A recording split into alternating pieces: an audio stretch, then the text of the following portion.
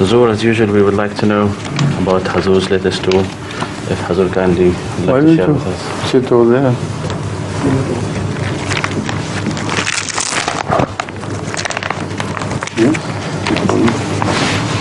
Yes, please. Hazur, we would like to know, we would like Hazur to share with us the most exciting event of Hazur's latest Yes, tool. like we always do. Yes, sir.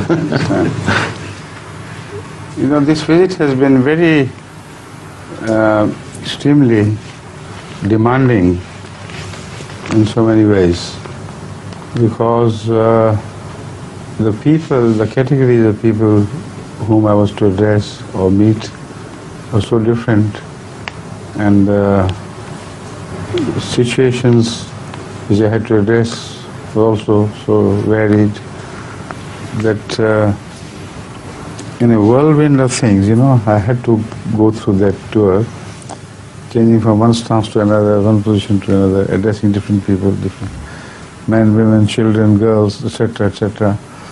So it was a very interesting and varied program, which kept me extremely busy. But still, during the same programs, I had times to relax. Whenever I held children classes in America or Canada, and they were in a very special mood of trying to imitate the central children classes. So such occasions always provided me with some relaxation. Also, I could occasionally watch Munir Ode here and there and some others, you know, which brought back the memories of home to me and so on. So this is a general comment on the tour. After the translation of this, if you like me to specify certain things in which our Arab brothers and sisters may be interested, then I'll do that.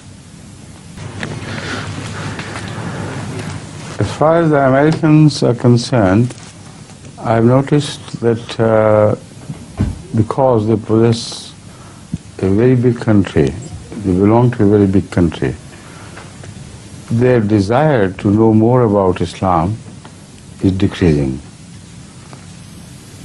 That is at the higher levels. At the low levels, only when they are approached individually and shown some beauties of Islam, they begin to become interested. But on the whole, the American public is just either interested in politics of subjugating the whole world under them, bringing them to this superimposed greatness, bringing them under their self-imposed, I should say, bringing them under the self-imposed greatness and treat them as vassals. This is what I noticed in America everywhere.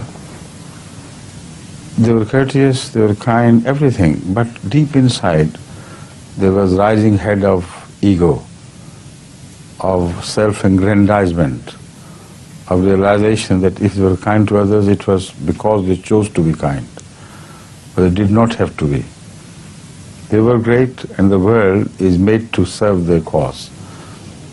This is the underlying message of their psyche, which I might have misread. But generally I read these things correctly.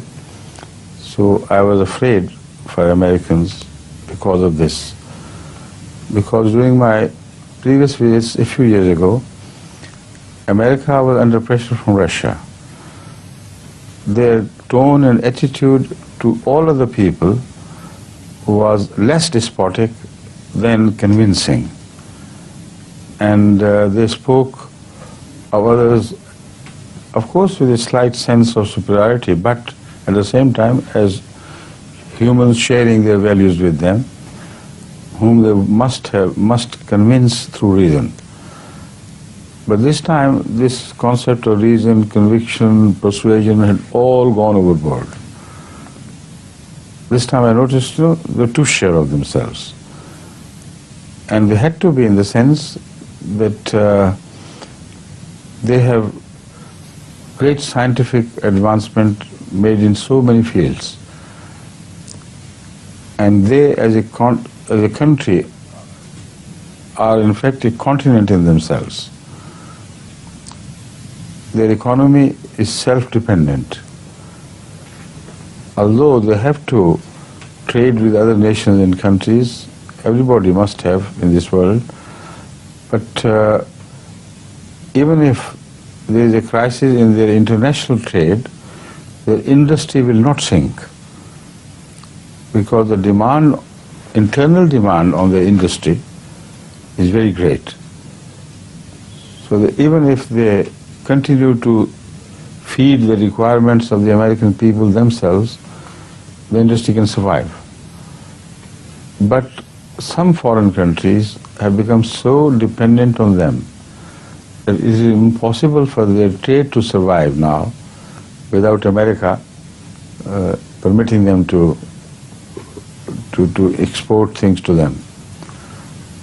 So, looking at this economical situation from both America and other dependent countries, I'm quite sure American international trade will continue, because people would need America to send them military hardware and similar things on which they must survive on the American support. Things have been made difficult otherwise for many small countries who either have to openly go for American support for military hardware, or they will be denied that in other world countries if America does not want that to happen. As far as their dependence on Russia and China is concerned, this can happen, but at the cost of American display here, which can show itself in so many ways which will make life difficult for small countries.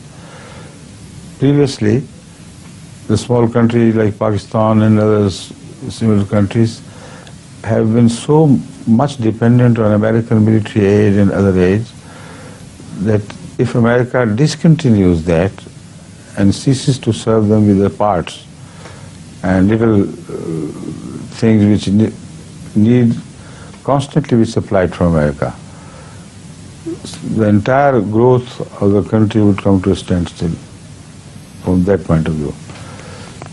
So things are getting very difficult for the rest of the world because of American self-reliance on their economy.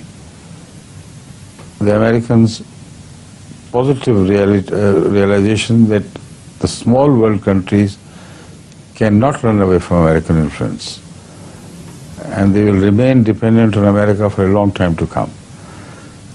These situations are not being liked by the common people of the third world countries, but they can't do anything about it. They like it or not, their leadership knows that they must serve the American cause and they must say yes sir to whatever they hear from America. And this unfortunately has a more unhealthy effect on American psyche. They were far more lovable people 10 years ago than they are today because of this despotic self-confidence. So wherever I met American leadership, I told them to try to safeguard their old values, try to protect the human values they used to have and their great-grandfather used to have. I've been referring particularly to their own people, that if you forget your past moral values and your past genuine uprightness in character, then your own people will also suffer from the same.